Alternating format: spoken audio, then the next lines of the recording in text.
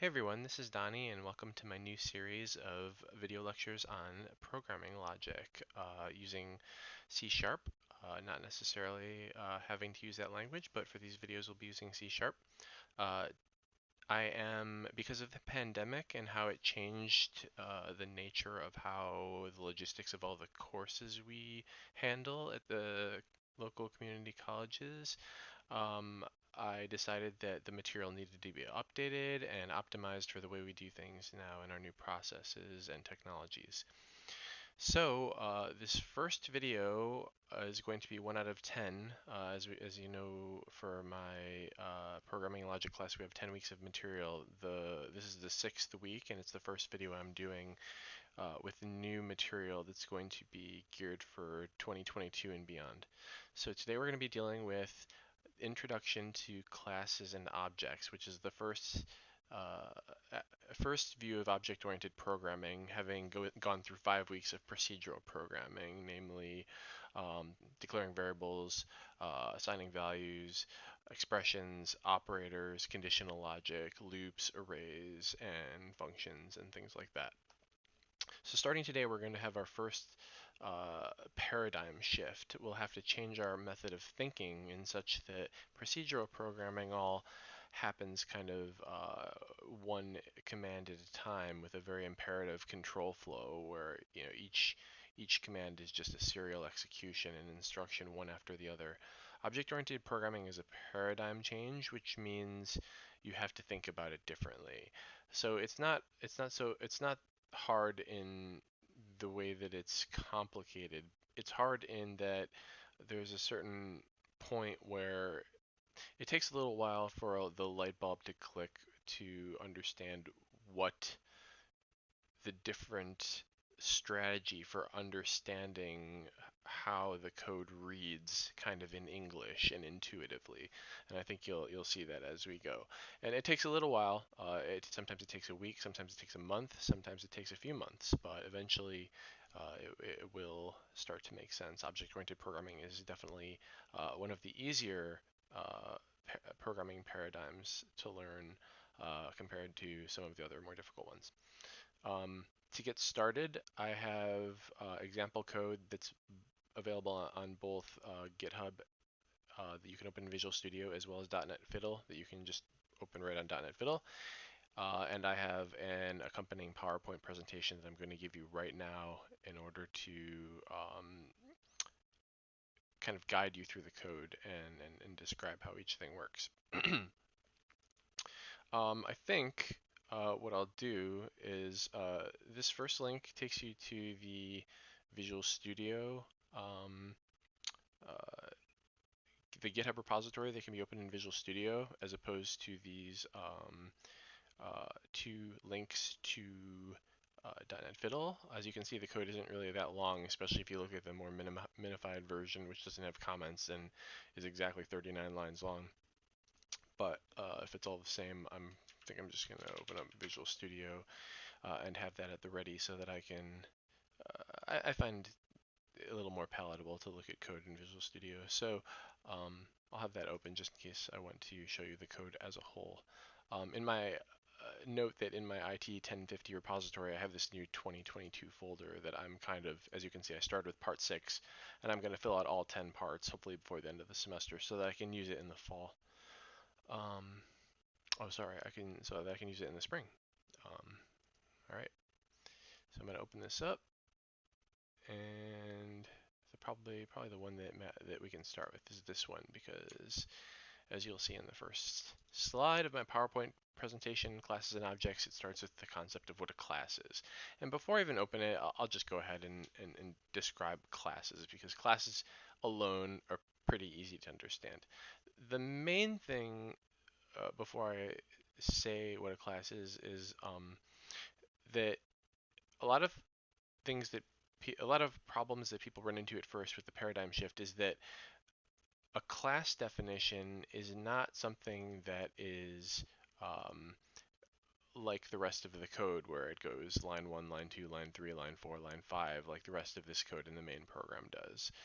Um, the By defining a class, you're basically creating something that you may or may not be able to use later. So I'll start by saying that. You'll see this appear, this code, you'll see it appear in the PowerPoint presentation here.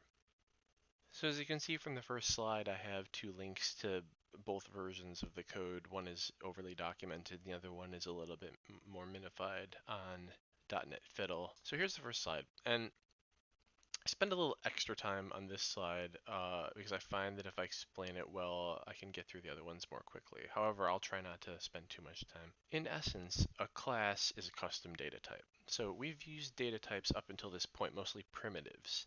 And a primitive data type would be something like an integer or a string or a character or a Boolean or a double, where the variable is basically nothing but a memory address where you can find a particular value. That value usually has a symbol, the variable name, like x, for example. Int x would say there is an integer that you can find at this memory address, which is also referred to as x. And the type of the data that you will find there should be interpreted as an integer or should be interpreted as a string, depending on how the declared variable was specified in its type at the point of declaration. So basically, by creating a class, you are creating new data types. And as such, by the second bullet point, you can declare new variables of your new type.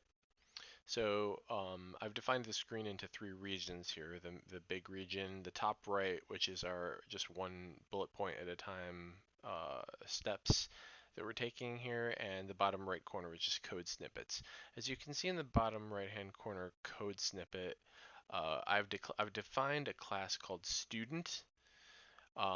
Hopefully that syntax is rather intuitive. It just says class student begin end. So disregarding everything else inside, that syntax means everything inside of this begin and end is what a student is. So I'll just start off by, this is going to take time to explain and to discuss, but I will start off by saying that object-oriented programming is very, surprisingly enough, tied to the idea of classification. You can call it taxonomy, you can call it group membership. That's what classification means. For example, different species of life forms are classified into different kingdom, phylum, class, order, genus, and species. And a good question to ask is, well, who makes the rules as to what species get to belong to which groups? And the answer is we make up the rules. There's no law written in the stars that a certain butterfly belongs to a certain species. Those rules are all man-made. Um, there's no absolute law written in the stars that says what it means to be Italian, even though I tell people I'm Italian. It's impossible to say definitively what that those words mean. I am Italian. It could mean where you've lived, what your genetics are, what your culture is. It's really there's no definition for it. It's very ambiguous. That's why programmers often have trouble speaking with non-programmers because we are so used to everything being very specific and discrete and unambiguous. In real life, language is ambiguous, always ambiguous. There's no such thing in the real world as a group where humans did not define subjectively what it means to belong to that group. So no matter what you say, you can start any sentence with I am a, and whatever it follows is not necessarily true. It depends on how you define what that group is. And the harder you try to define the criteria, I'm sure you will find the harder you struggle to be specific. This is what we learn in Programming 101, that the real world is very ambiguous, and only in the digital world can we be absolutely specific down to the bit. So, I try to enforce that because it applies to real life, and it can really change your philosophy on how to think differently about computation and society and life, and computer science really bleeds into a whole bunch of other different types of sciences on that matter. Everything is based on mathematics essentially, but that's kind of how it boils down to. So in essence, when we say class student, we are creating a classification. We are creating a group. And unlike the real world, we are precise and unambiguous, and there is no question what it means to be a student. It means exactly what we say inside of the begin and the end. That is, paraphrased in English, every student has a string, which is an S number. I should say backwards. Every student has an S number, which happens to be a data type of string. Every student has a first name, which happens to be the data type of string. Every student has a last name, which has a data type of string. And every student has a list of courses they're enrolled in, which is a list of integers or CRN numbers. So I have, as the programmer, as the designer of the class, uh, ultimate power as to decide definitively what a student is and what they are not. So I mean, everything listed there, all student objects. Like I say in the next slide, the purpose of a class is to create objects. Um, all student objects will have those elements in them or those properties to them, and no student objects will be missing them. So if you create a student object from this class, it will have all four of those variables. So when I put it that way, it should bring you back from what we just learned about arrays. Arrays are just variables with multiple values. And an object is fairly similar. An object is really just a bunch of values that are kind of lumped up in the same space that is pointed to by one variable.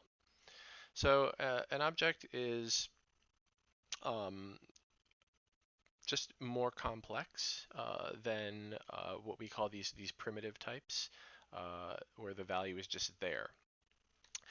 As far as the fourth bullet point, references, um, that pertains to the consistency of the actual value of a variable which is pointing to an object or referring to an object, as opposed to the primitive variables like integers where, x is, the int x is really just a memory address, and if you go to that memory address, you will find a set of bits configured to represent the integer value.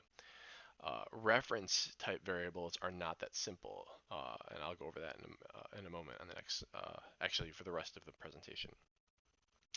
I think the only thing I missed here is some jargon. Classes and objects, just like in real life, are a one-to-many relationship. So, the class is more like of an idea. A lot of people call it a blueprint. So just like you have one blueprint to create many uh, buildings that are basically designed exactly the same, although they're all unique, just like all people are unique. Um, we still classify them the same. So it's more complicated in real life because everything is literally unique. There's no two.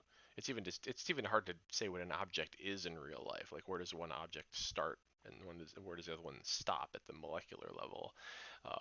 Especially if you talk about physics and dark matter and things like that. But in programming, it's very simple. It's the class says what all objects have. There's one class, and no matter whether you create 0 objects or lots of objects, they all have the same properties, different values. Just like, if I was a student named Donnie, there might be another student named John. Um, that doesn't mean, that means we share the same trait, but with a different value for that trait. And this is more of a high-level statement. Is a class defines the structure and behavior of all of the instance objects. All the objects we create from that class, we call them instances. So if we have a class student and we create 10 students, we have 10 instances of the student class.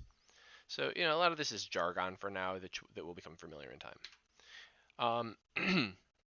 The rest of this presentation is pretty visual. I find it helpful to try to draw step-by-step diagrams of what is happening in memory, because especially with object-oriented programming, one of the keys is being able to visualize what is happening in memory with every single line of code. So we've defined the class, and now it's time to actually use the class. So the first thing we do is a simple variable declaration, which, as we know by now, is a type followed by a name, any old name. Could be S1, could be Donnie, could be blah, blah, blah, blah, blah. So we declare the variable, and then we use the assignment operator to give it a value. And over here, just to establish it for the rest of the presentation, I created a video, or sorry, a legend that says, the blue things are variables.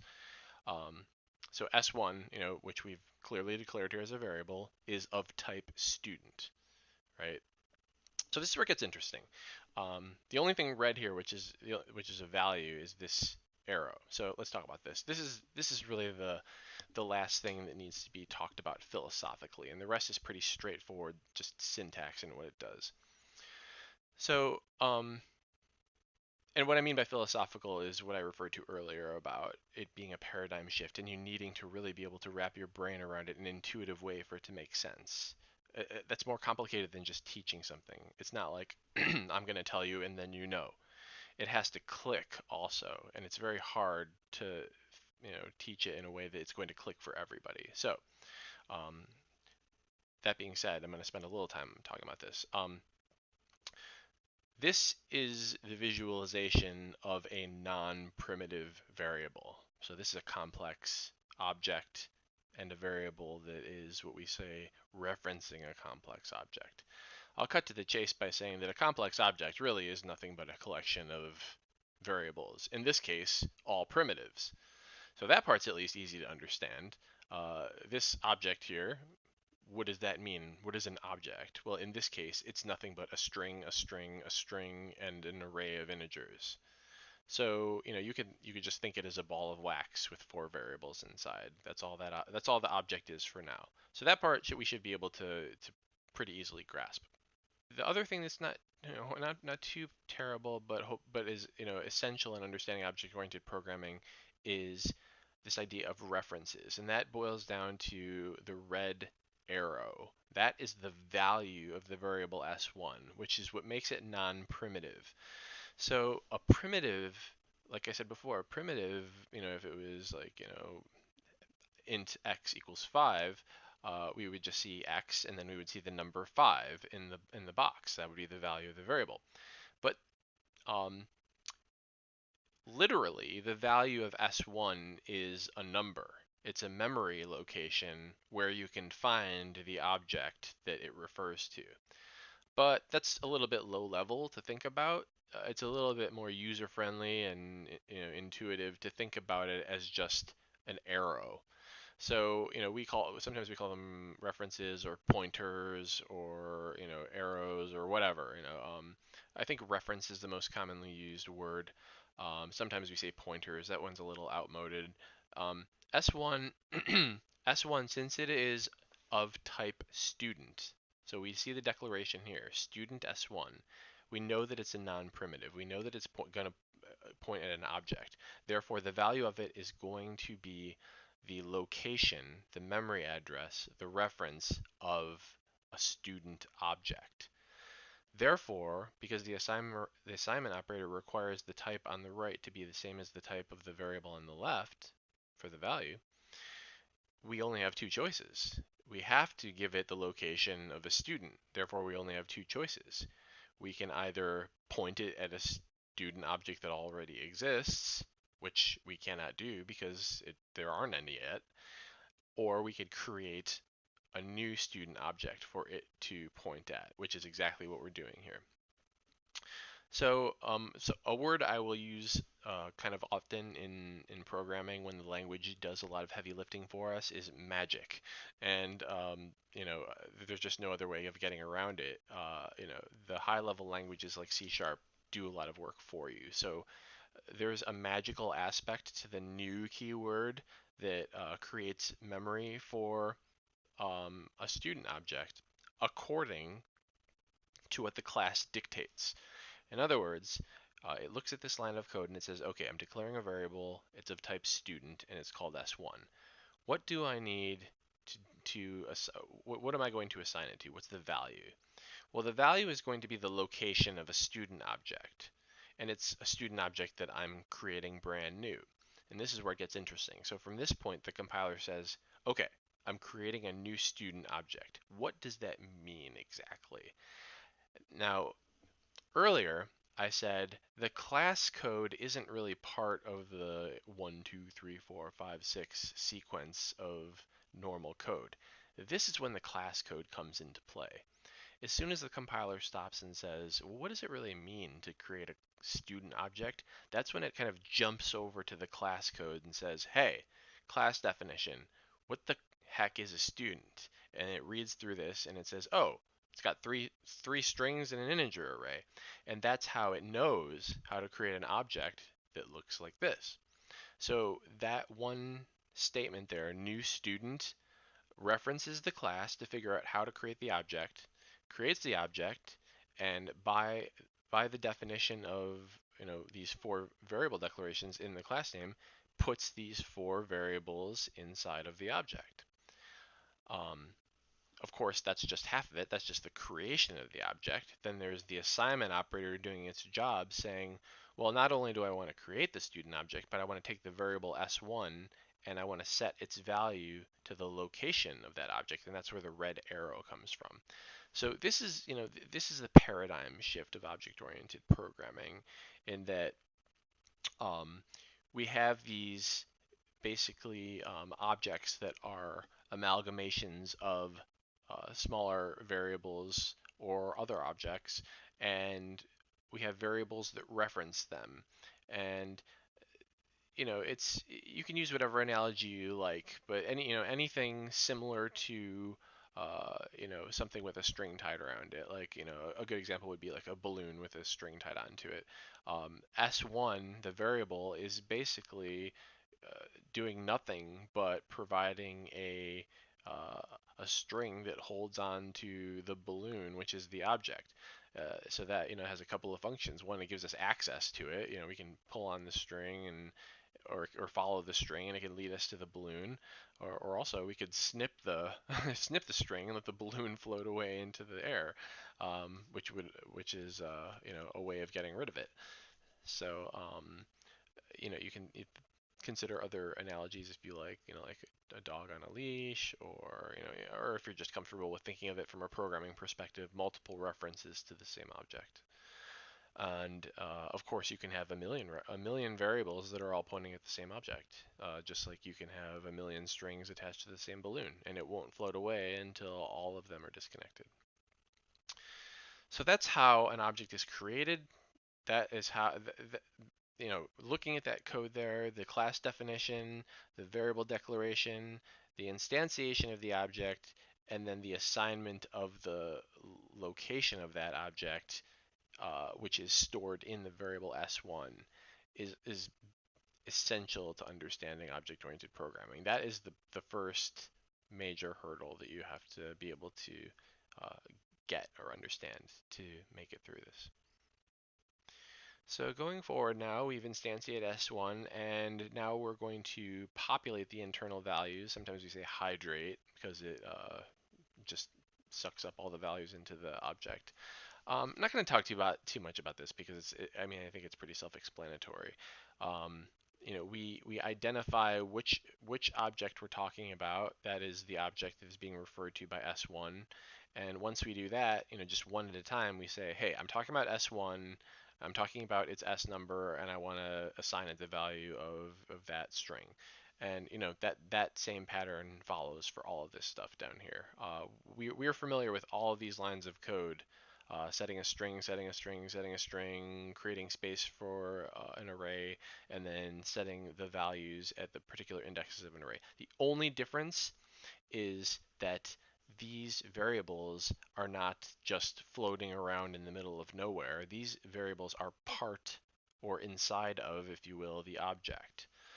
And that is actually the very core of object-oriented programming. So, you can say this to yourself over and over again until it makes sense. It's kind of my mantra for teaching people object-oriented programming.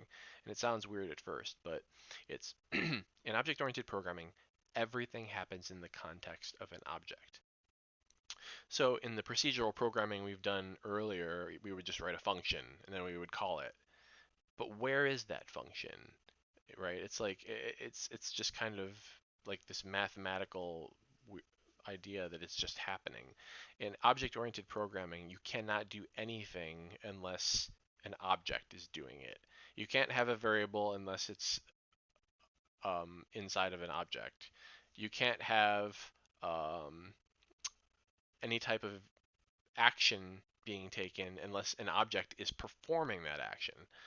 Um, that's going to be a little vague right now because you won't understand how S1 is not part of an object. It looks here like S1 is not part of an object, but it really is. I'll explain it over time. You just have to understand at this point that really every single thing that happens in object-oriented programming, whether it's data or an action, is an attribute of an object or being performed by an object. So keep that in mind as we go through the remainder of the class. And I'll keep saying it, everything in object-oriented programming happens within the context of an object. So these variables are being set, and they're not just variables, they're aspects of this object, which S1 is referring to. We'll just call it Jane. So we're not just setting variables, we're setting Jane's variables. So if we repeat the process for a second variable, S2, we declare the variable, we instantiate the object. So now we have two objects.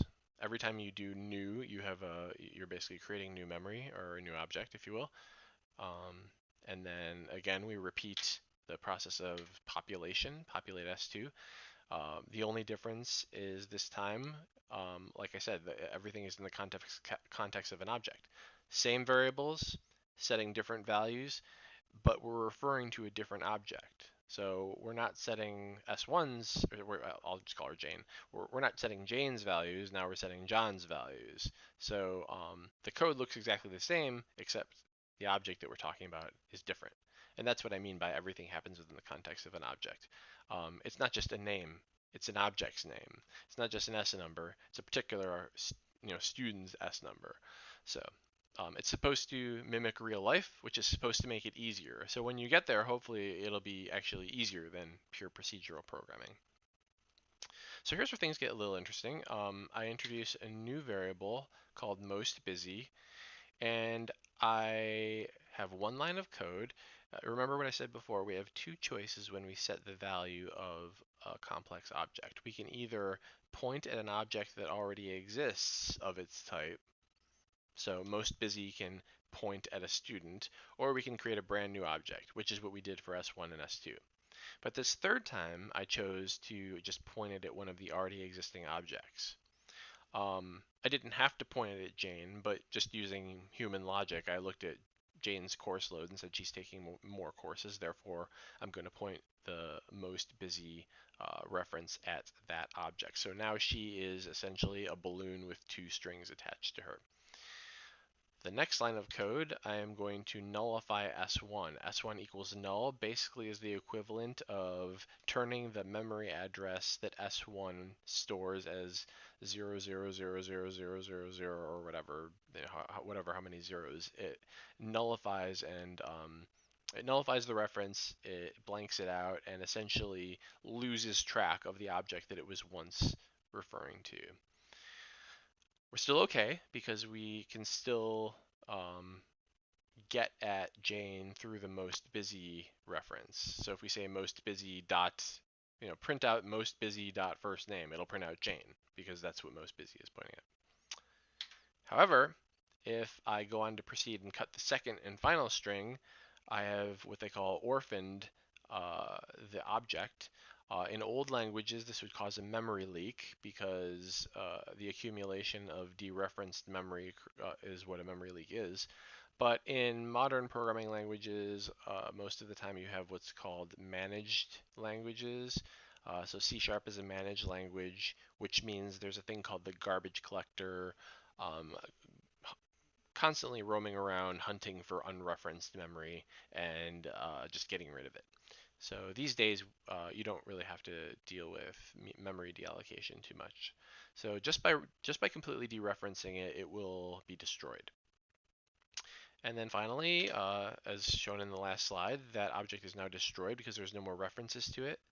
So as you can read in the green, the first object has 0 references, therefore it's destroyed by the garbage collector, and the second object remains. So that's pretty much the end of my PowerPoint presentation. I don't want to inundate you guys with too much information at first. I want to focus on the quality of your understanding of the fundamentals of this stuff instead of the quantity of things I throw at you. In the new material, I do of course give you the old stuff, but you can focus on the new material that I'm creating right now. This should say for 2022, but whatever. These three are all links to the same code that we just went through. I'm going to show you again really quick, all combined. Here's the PowerPoint presentation, and as soon as this lecture gets done recording, I'm going to attach it there. The difference between these two is one of them is heavily documented, and the other one is written in the name of being short. So I'll let you guys look at this on your own and read through all the comments because it's longer. And I will just really quick, this is just the code that we just looked at. I will just really quick go through this and explain it really fast. This is obviously just the class definition that we started with. I will note that in .NET, the class is usually in its own file.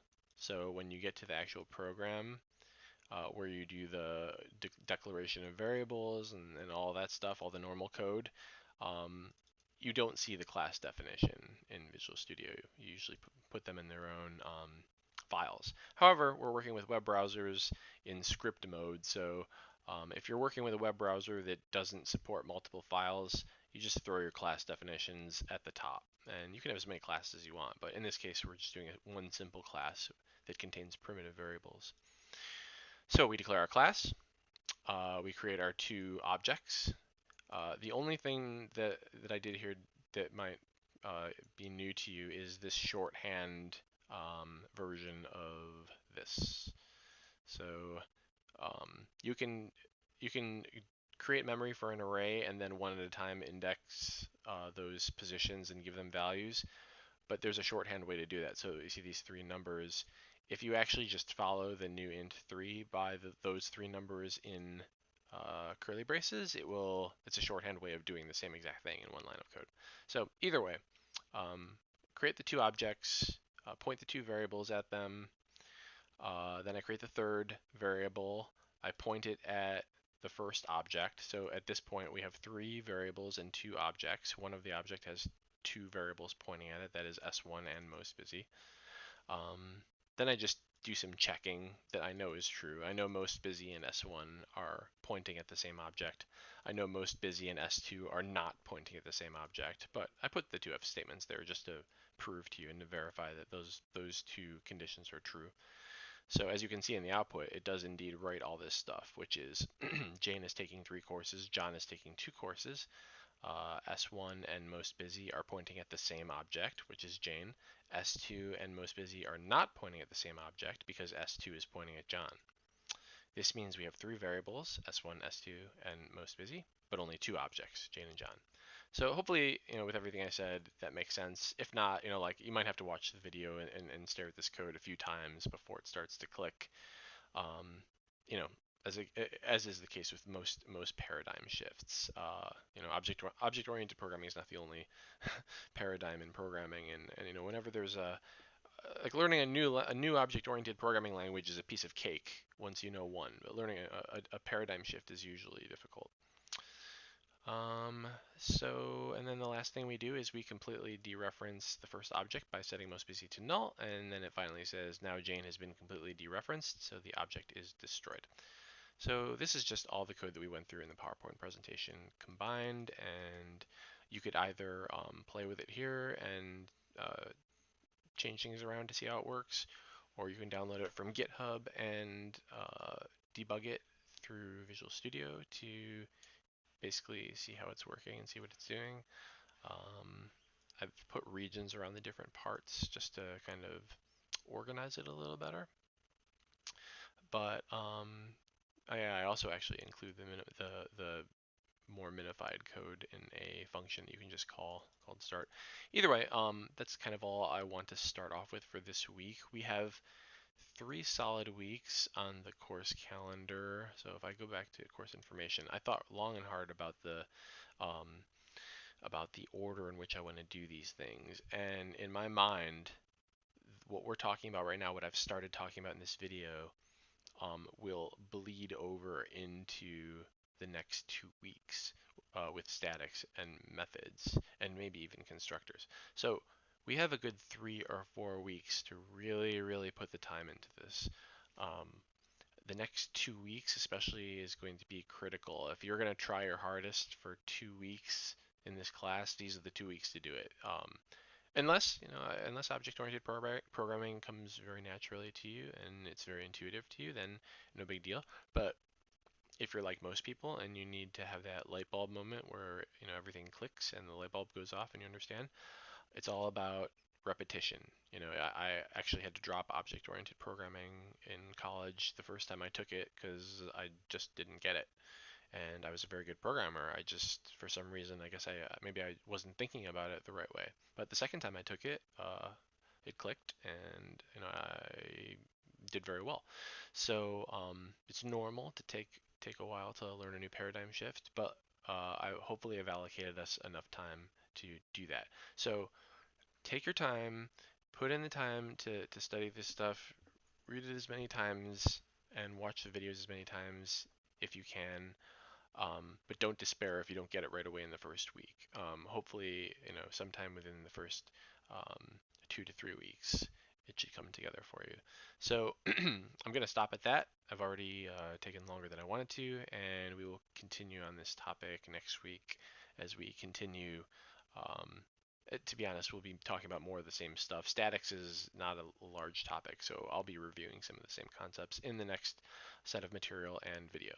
So thanks for listening, and thank you for studying hard and putting effort in and applying yourself, and keep up the good work, and I'll talk to you guys on Thursday night. Thanks, bye.